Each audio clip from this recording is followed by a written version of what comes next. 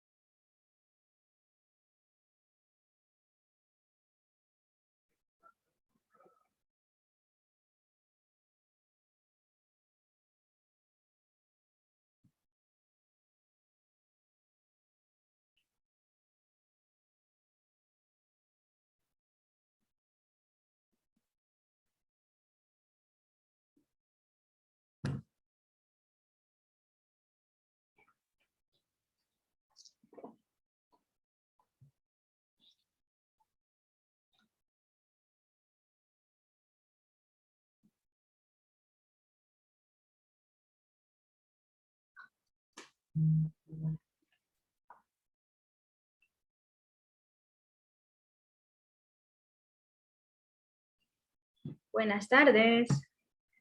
¿Me pueden escuchar? Buenas tardes, sí.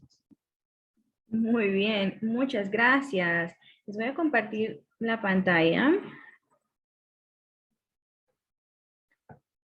Uy.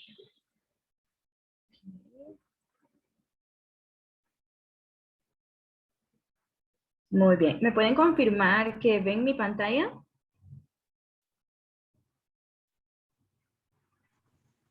Sí se puede ver. Sí, sí, sí se puede ver. Muchas gracias. Bueno, me dijo Emma que empezara. Aparentemente ella no va a estar hoy, así que me voy a presentar yo solita. Mi nombre es Daisy Ramírez, soy psicóloga y soy de Honduras. En este momento me encuentro colaborando con la Asociación de Mujeres Abrazando México como parte de mi práctica del máster de violencia de género que estoy cursando en la Universidad de Valencia, de España. Y esta tarde estoy aquí con ustedes para hablarles acerca de la prevención del embarazo adolescente. Es un tema pues que nos afecta muchísimo, afecta pues bueno, yo soy de Honduras, ¿no? A todos los países latinoamericanos. Es una situación terrible y a veces podemos preguntar, ¿no? O sea, podemos preguntarnos qué podemos hacer.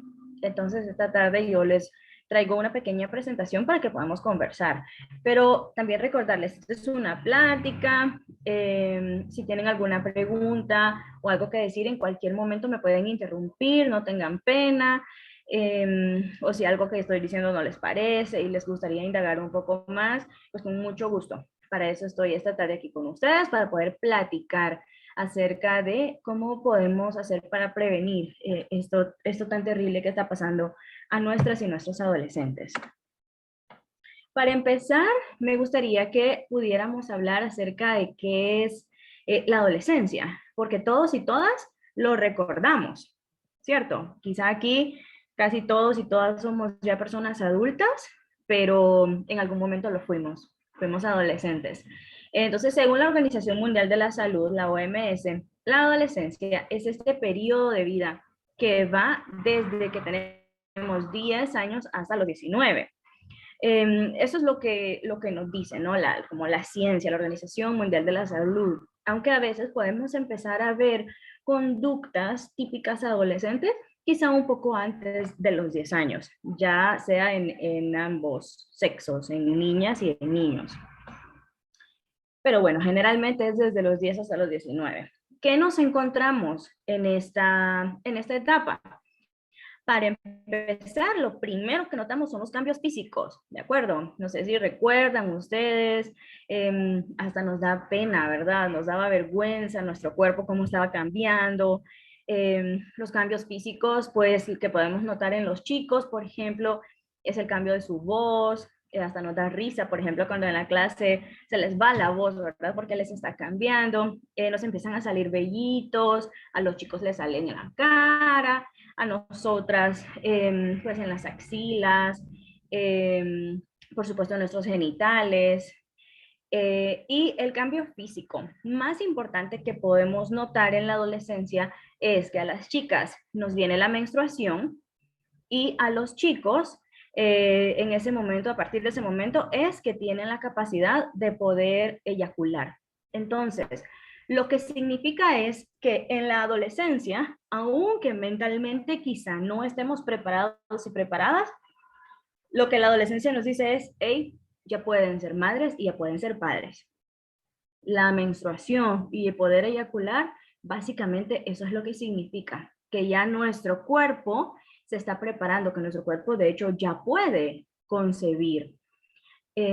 Aunque como les digo, quizá no estemos preparados ni preparadas mentalmente, pero nuestro cuerpo nos dice otra cosa. Entonces, todo esto crea una confusión en los y las adolescentes y luego vienen también los cambios psicosociales. ¿Qué significa esto? Esta adolescencia es un periodo muy confuso de vida. Aparece la famosa rebeldía que le llamamos, ¿no? Ya dejamos de ser niños y niñas, pero no nos ven todavía como personas adultas. Muchas veces ni siquiera conversan con nosotros y con nosotras de temas tan importantes como esto que nos está pasando. Yo conozco tantas chicas, por ejemplo, que cuando les vino su menstruación fue una sorpresa. A mí me pasó, de hecho, déjenme decirles, a mí me vino la menstruación muy chica, yo tenía 9 años todavía y yo estaba en la escuela, estaba en clases y yo lo que sentía era ay, perdón, que no podía, que yo quería hacer pipí y entonces, y no tenía ganas de hacer pipí, entonces fui al baño y la gran sorpresa, ¿no? Para mí que estaba manchada. Entonces llegué a casa, mi mamá solo me dio una toalla sanitaria, pero nunca me dijo qué es lo que me estaba pasando. Porque ella dice, de hecho me estaba comentando esos días que ella solo se puso a llorar porque tan chiquita que y lo que significaba, ¿no? Entonces, todos y todas, nuestros padres y madres saben lo que significa, pero muchas veces no nos comentan. Entonces, ¿qué significa esto?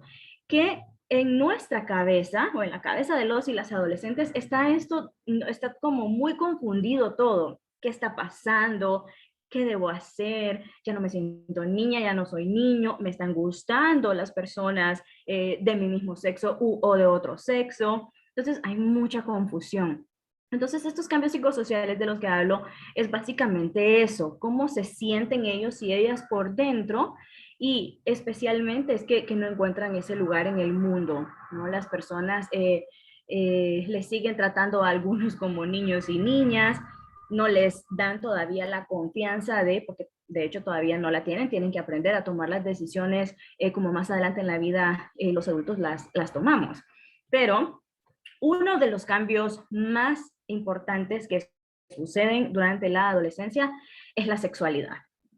Esto no lo podemos dudar, es inminente realmente lo que sucede en la adolescencia con respecto a la sexualidad. Y déjenme decirles que muchas veces consideramos que la sexualidad solamente significa tener relaciones sexuales. Eso. Si hacemos una encuesta, la mayoría de adultos y adultas en nuestra vida nos va a decir eso.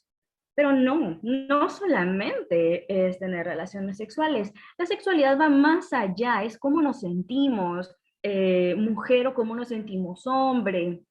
La menstruación, por ejemplo, eso es parte de la sexualidad. Sentirnos guapas, sentirse guapos los chicos. O sea, hay mucho que cabe en este tema, pero pues no lo sabemos, porque como les digo, mi experiencia fue que a mí no me hablaron acerca de esto.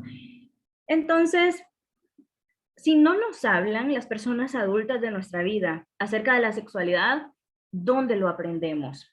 Me gustaría que ustedes me dijeran aquí, si alguien quiere hablar, genial, si no, pues aquí por el chat. ¿Ustedes se acuerdan cuando eran adolescentes?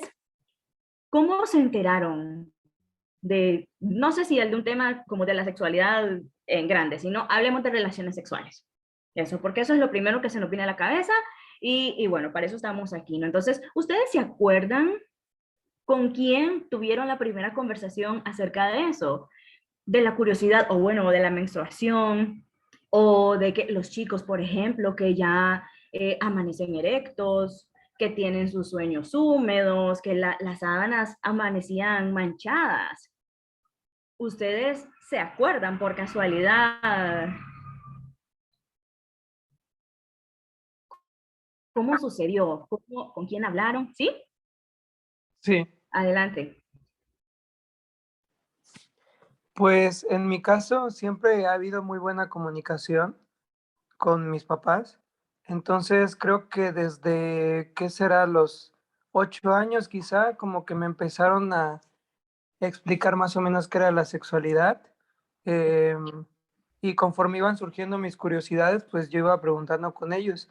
Nunca tuve esa plática como tal de padre e hijo que le llaman a veces, Ujú. o a veces sucede con la mamá, porque sí se fue dando. Entonces, cuando vine a ver, yo ya tenía la información tanto de ellos como de la escuela, y pues no fue necesaria esa plática de padres e hijos. Ok, excelente. Muchas gracias por compartir. Ven, eso es idealmente lo que debería suceder. Desde chiquitos y chiquitas se supone que tenemos que empezar a hablar con nuestros hijos e hijas acerca de eso.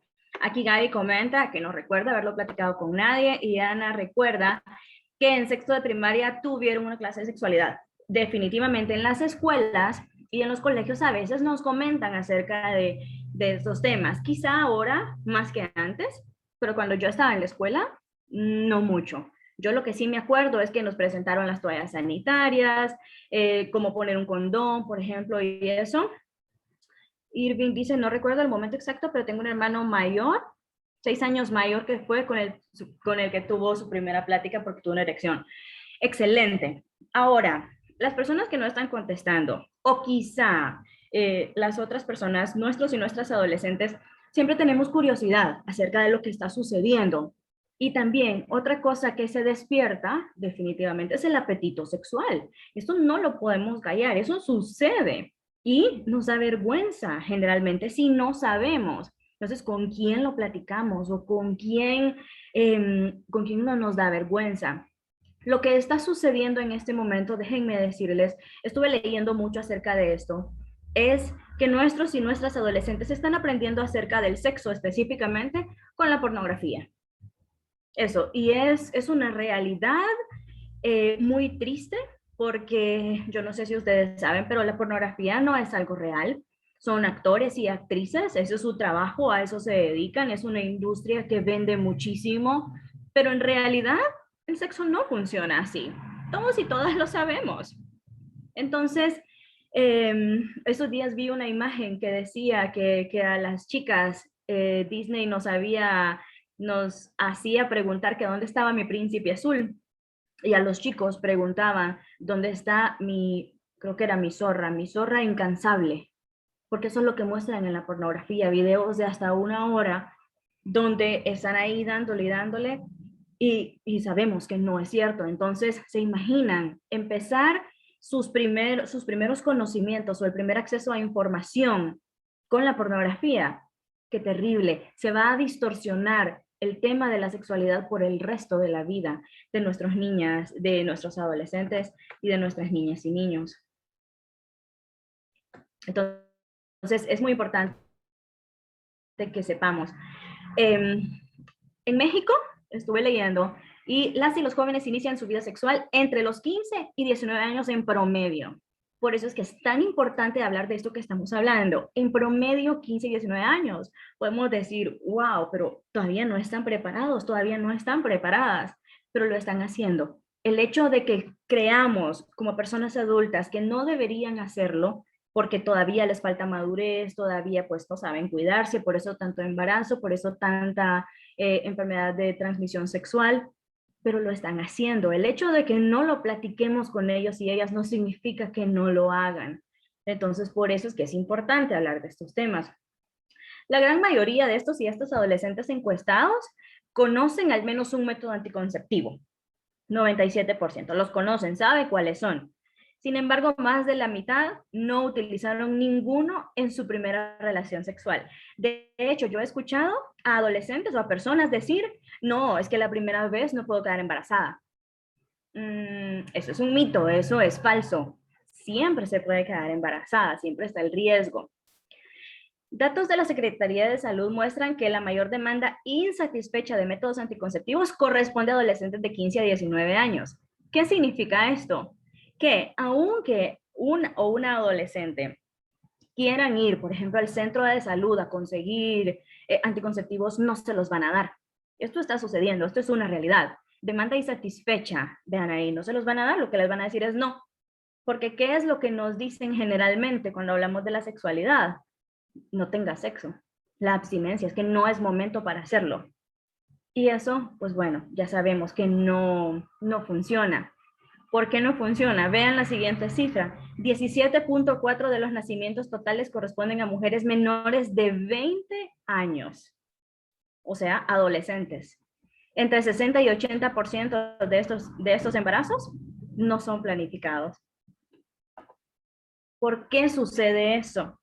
¿Por qué suceden estos embarazos no deseados? Hay 2 razones principales. La primera es la falta de acceso a la educación sexual. educación sexual de calidad, educación sexual con información científica, que ellos y ellas puedan tener acceso. Y la segunda es la falta de servicios de prevención y de anticoncepción. Aunque un adolescente o una adolescente tuviera un poco de educación sexual y diga a los 15 o 16 años, pues bueno, yo estoy lista para tener relaciones sexuales con mi novio, me quiero cuidar, estoy segura, pero me quiero cuidar. Voy al centro de salud a que me den la píldora o que me pongan el DIU o que algo, y lo que le van a decir es no. Esta es la triste realidad, no. Entonces, esta es la segunda razón por la cual tenemos esas cantidades, esas cifras de embarazo adolescente. ¿Cuáles son las consecuencias de un embarazo en la adolescencia? Primero, físicas. Físicas tanto para la madre como para él o la bebé. Una niña, perdón, ven, es que es inconsciente. Se supone que no, ya no son niños ni niñas. Una chica adolescente, una chica de 13, 14, 15 años, no está lista para ser mamá, a pesar de que su cuerpo pues ya avisó que sí, que ya está lista para hacerlo. En realidad no lo está, todavía no lo está. Entonces, estas consecuencias, pueden haber consecuencias físicas terribles para ella, incluso a largo plazo. Y por supuesto para el bebé. Estaba leyendo que la mayoría de bebés que nacen de madres adolescentes nacen con bajo peso al nacer y pueden tener otro tipo de consecuencias como problemas respiratorios y algunos otros problemas en el futuro, porque pues no está lista. Aparte de eso, generalmente durante los primeros meses se oculta el embarazo, porque hay todo un estigma y hay todo pues unas normas culturales y sociales detrás, ¿no? Entonces, la mayoría de las chicas lo ocultan los primeros meses y los primeros meses son cruciales para la formación de un bebé. Recuerdan que la mamá tiene que empezar a tomar ácido fólico, a vitaminarse, a comer, a alimentarse adecuadamente, y si la chica lo está ocultando, pues entonces no va a tener todo esto que el bebé necesita para su formación. Aparte están las consecuencias sociales, que hay que sacarla del colegio porque pues está embarazada. El ejemplo para las demás chicas, y pues que bueno, que ya ella truncó su vida y no puede seguir ya estudiando. Si no estudia, entonces sabemos que las posibilidades de encontrar un mejor empleo en el futuro también son truncadas.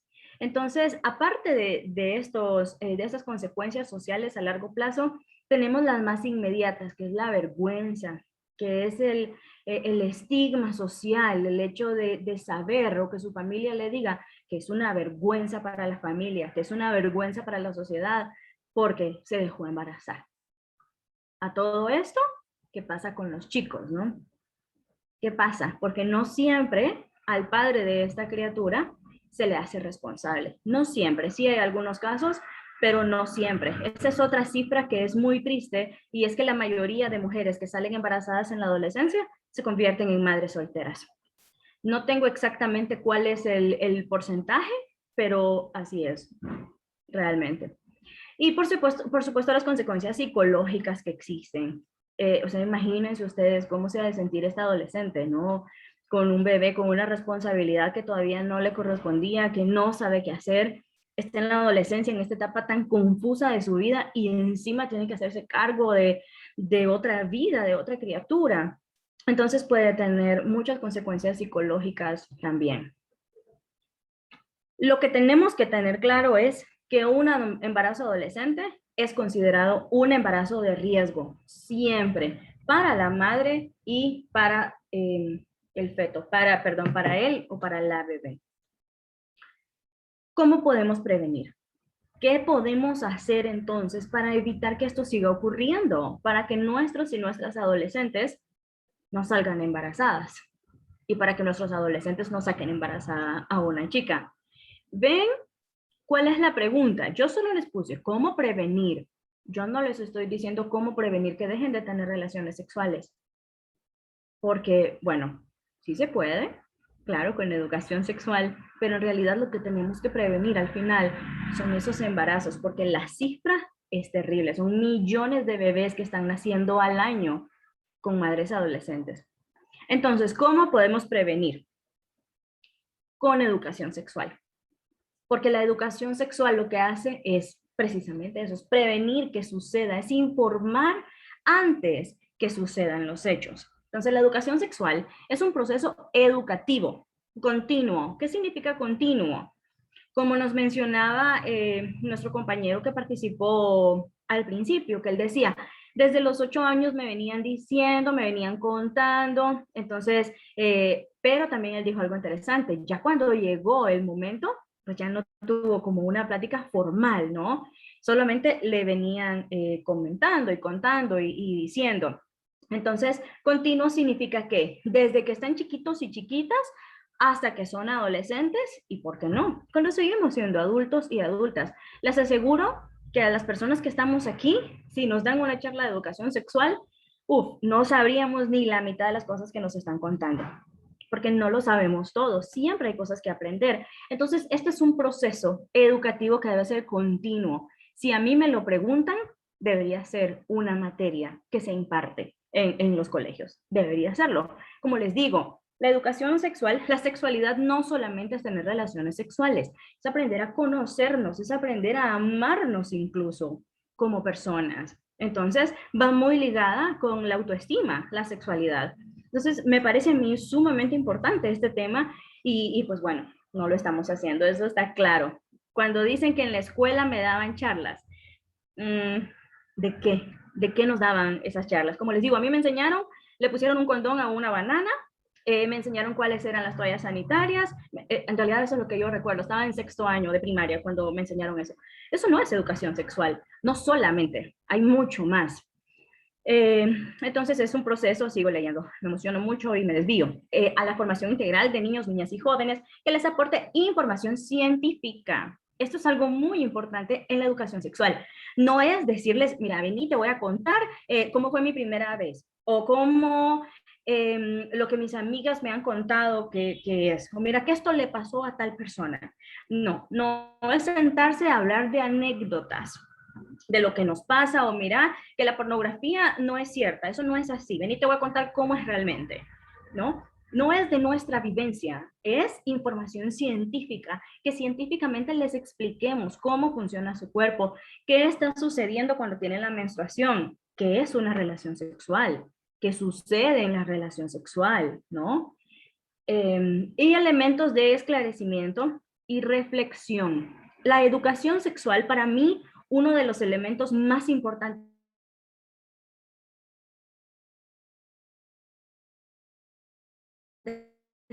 por eso les dije, no vamos a prevenir que tengan relaciones sexuales. Les vamos a enseñar a que puedan reflexionar acerca de qué es tener una relación sexual. ¿Cuándo lo voy a hacer? ¿Con quién lo voy a hacer? Estoy segura. No lo estoy haciendo porque me siento coaccionada a hacerlo, porque me están manipulando, porque estoy con un chico que me está diciendo que bueno, es que las mujeres grandes eso es lo que hacen. Ven, reflexión. Igual con los adolescentes, ¿no? Que tampoco se sientan presionados porque sus amigos, todo su círculo de amigos, ya tuvo su primera relación sexual. Entonces, no, es que tenés que ser hombre. Así es como empieza la masculinidad, así es como demostras tu masculinidad. Entonces, reflexionar, a eso les tenemos que enseñar, que sepan que estas cosas que están escuchando no son ciertas, no necesariamente son ciertas.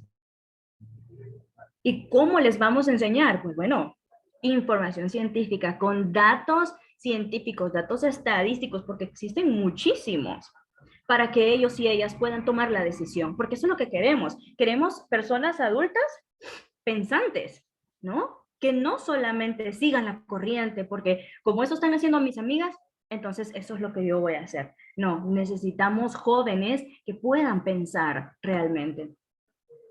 La educación sexual sí, miren, va ligado a lo que les estaba diciendo. Busca desarrollar un pensamiento crítico que nos ayude o posibilite adquirir una actitud positiva hacia la sexualidad. La sexualidad es maravillosa.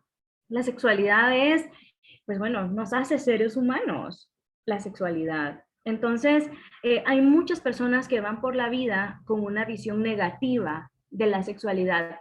Vieran ustedes qué triste, yo soy psicóloga, como les comenté, vieran ustedes qué triste es ver a una mujer o atender a una mujer que siente culpa de tener relaciones sexuales, porque ella escuchó desde chiquitita que no tenía que hacerlo, que eso era pecado, que eso era malo, que se iba a ir al infierno si lo hacía, y después no puede disfrutar su vida sexual ya con su pareja, con su esposo, tiene hijas y no puede hacerlo, porque nunca tuvo información, nunca conversaron con ella, solo le decían que no lo hiciera y utilizaban métodos de culpa religiosa para evitar que ella lo hiciera.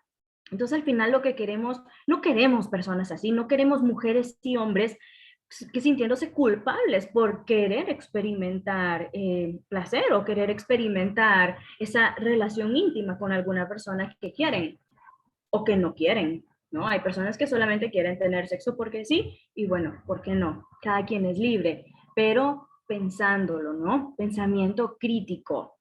¿Con quién lo voy a hacer y me voy a cuidar? O sea, ¿qué consecuencias? Porque no cuidarse puede tener consecuencias terribles, no solamente un embarazo, sino puede tener consecuencias de enfermedades, como ya las conocemos. Entonces, esto es lo que queremos lograr a través de la educación sexual, que nuestros y nuestras adolescentes piensen críticamente. Y pensar críticamente también puede decir, no, ¿saben qué? No lo voy a hacer. Yo veo que esto de las relaciones sexuales está muy complicado. No es así de fácil como me estaba diciendo mi amiguita o mi amiguito. Entonces me voy a esperar. Voy a, voy a esperar a sentirme más preparado, más preparada, estar enamorado o estar enamorada. No sé, lo que quieran pensar, pero que lo piensen. Eso es lo que necesitemos. Ya sabemos que las hormonas durante la adolescencia se vuelven locas. La calentura, le decimos así popularmente.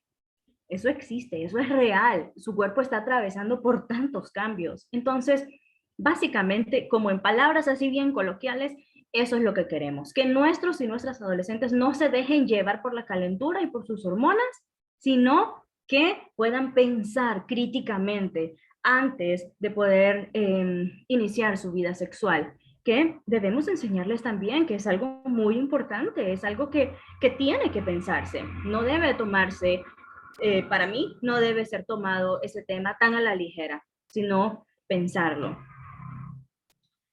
La educación sexual ayuda a los y a las adolescentes a reconocerse e identificarse como seres sexuales y sexuados durante toda su vida sin sentimientos de culpa.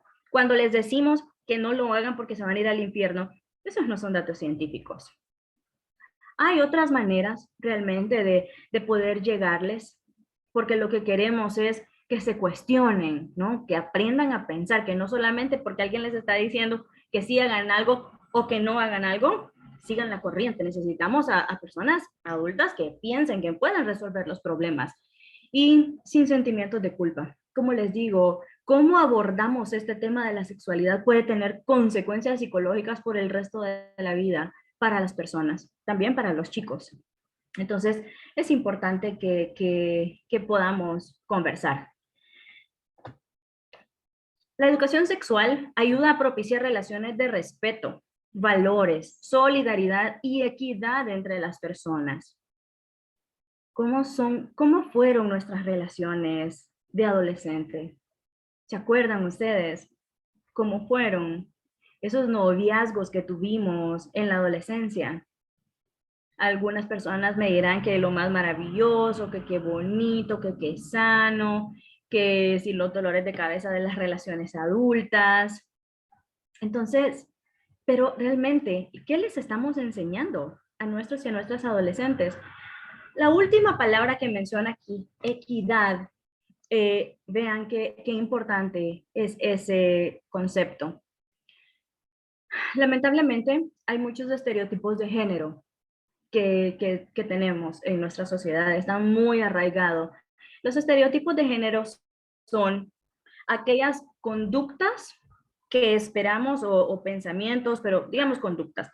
Lo que esperamos de una niña, de una chica, y de un chico. ¿Cómo esperamos que se comporte una chica y cómo esperamos que se comporte un chico por su género? Esos son los estereotipos.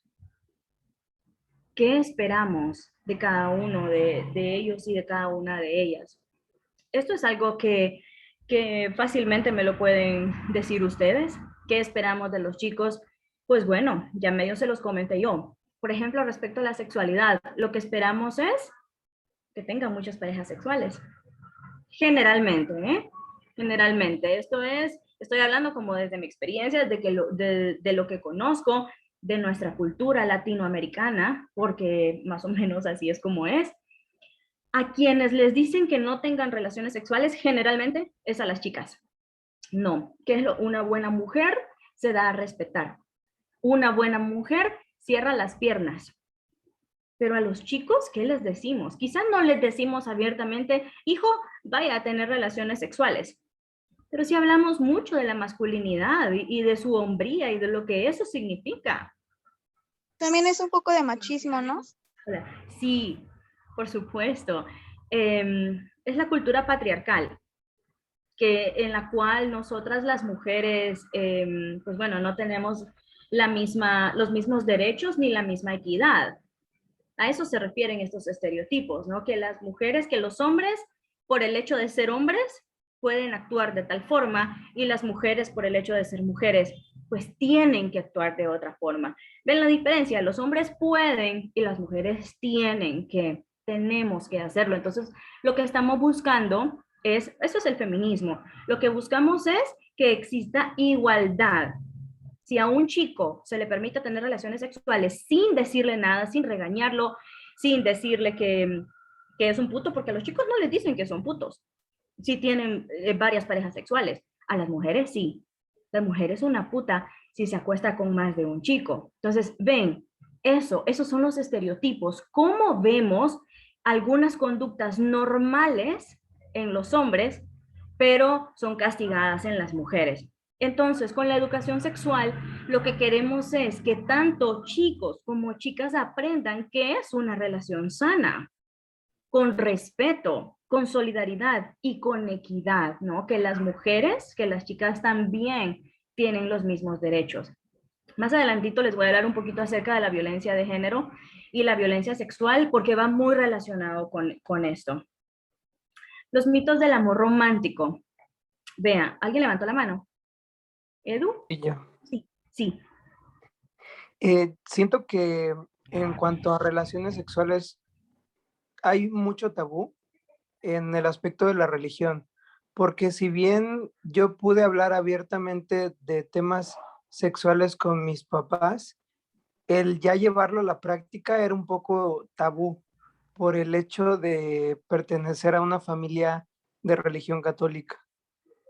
Sin embargo, siento que el hecho de tener una hermana mayor y que pues ella abrió paso a empezar su vida sexual antes de, pues como que dio esa pauta para que pues se dieran cuenta que también era algo, como ya comentaba usted anteriormente, no se puede evitar y que al contrario hay que empezar a hablar sobre ello para evitar embarazos y en el mejor de los casos y en el peor, pues una enfermedad de transmisión que te pueda llevar a la muerte. Cabal, muchas gracias por su participación. Definitivamente que bueno, no es el espacio para poder hablar de ello, pero sí la religión hace mucho daño. Esta chica que les comento que no podía disfrutar sus relaciones sexuales con su esposo, era precisamente eso, la culpa que ella sentía, el dolor físico que ella sentía cuando su esposo la quería penetrar. Y no tenía nada malo. Ella se hizo todos los exámenes, creímos que había algo de vaginismo y lo demás, y no, todo estaba muy bien, todo estaba normal, era su pensamiento, era la culpa que cargaba, la culpa católica, precisamente, en el caso de ella. Los mitos del amor romántico. ¿Qué es el amor romántico? Es el que vemos en las películas, es el que vemos en la televisión, en las novelas, en las series. Eso, que el amor todo lo puede, que el amor es suficiente para poder salir de cualquier situación, que, miren, para explicárselos así brevemente, pongamos La Bella y la Bestia. Ese es el mejor ejemplo que existe de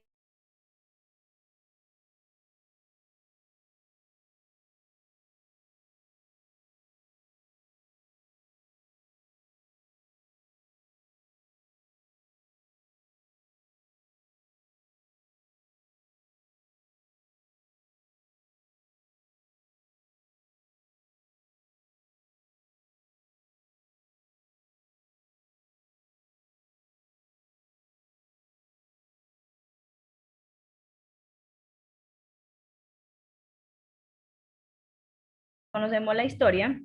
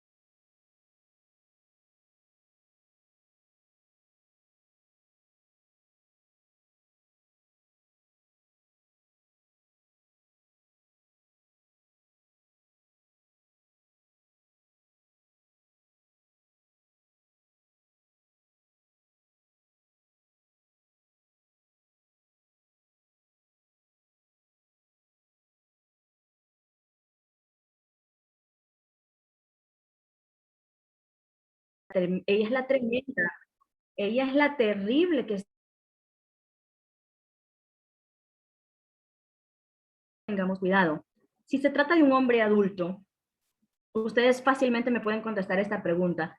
¿Quién es la persona adulta de la relación? ¿Quién es la persona que debería estar buscando tener una relación sentimental con alguien de su edad? ¿Y por qué no la tiene? ¿Por qué no tiene una relación sentimental con alguien de su edad, con otra persona adulta, sino que con una adolescente? Entonces, yo he trabajado mucho con adolescentes y la manipulación esta de que les hablo es que es muy trabajada. Las trabajan mucho, las presionan mucho de maneras que ustedes ni se imaginan, porque son palabras muy bonitas. Una de las frases que yo más he escuchado es precisamente esa que les mencionaba antes, que yo soy un hombre adulto, yo quiero estar con una mujer. Vos me podés dar cosas de mujeres. Eso es algo, y eso es pura manipulación, definitivamente. Una persona no debería ser presionada en ningún momento para mantener relaciones sexuales con otra. Sencillamente no es así. Entonces, aunque después la chica termine diciendo que sí, en realidad, para llegar a ese sí, hubo mucha presión, hubo mucha manipulación antes. Entonces, por eso es que les digo, tengamos mucho cuidado.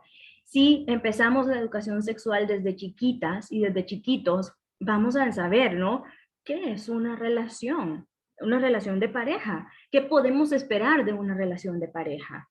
El mito del amor romántico también nos dice que entre más celosa es la persona, es mejor la relación. ¿Necesariamente es así esto? Tenemos mucho que cuestionarnos. Y todas estas preguntas, todo esto que nos cuestionamos nosotros y nosotras de adultas, créanme que los y las adolescentes también las tienen, solo que quizá muchas veces no sienten confianza de platicárnoslas, pero las dudas están.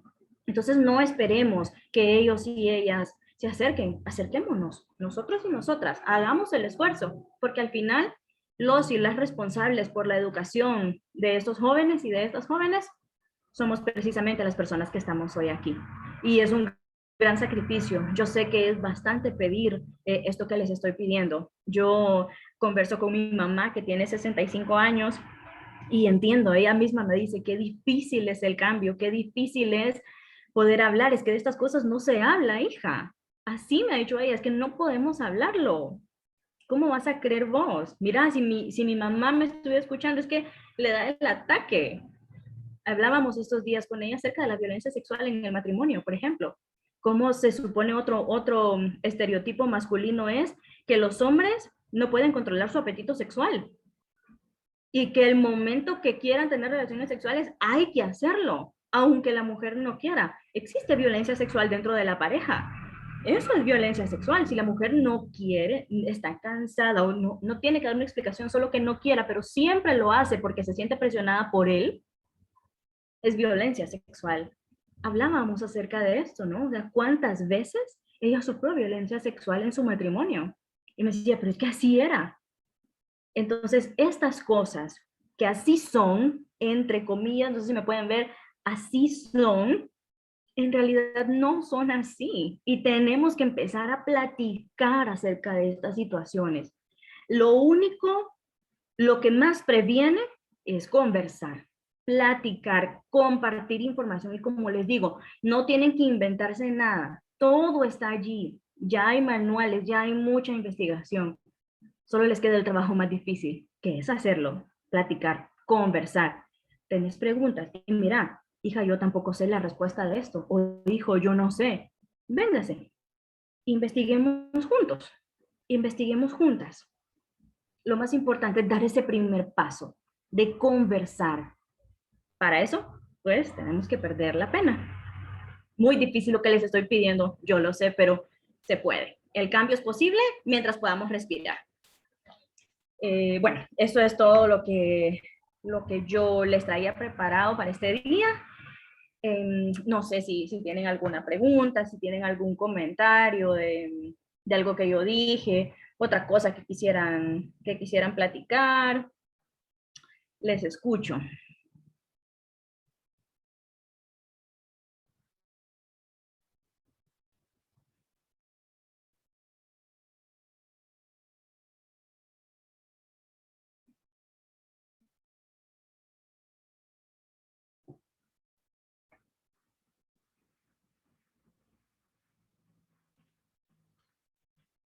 Bueno, si no, vamos a ver el chat.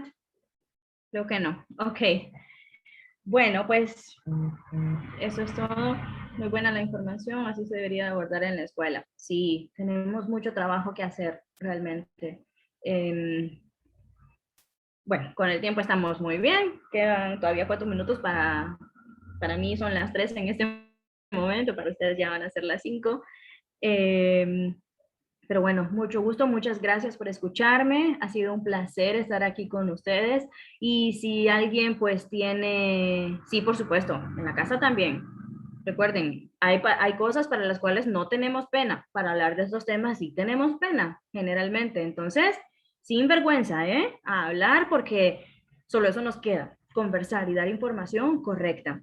Muchas gracias por su atención, por su tiempo, espero haber sido clara pues bueno, si tienen alguna pregunta, pues ahí se pueden contactar con Emma o con alguna de las otras chicas de Voceras por una vida libre de violencia y yo con mucho gusto les contesto. ¿De acuerdo? Bueno, buenas tardes. Muchas gracias por su atención.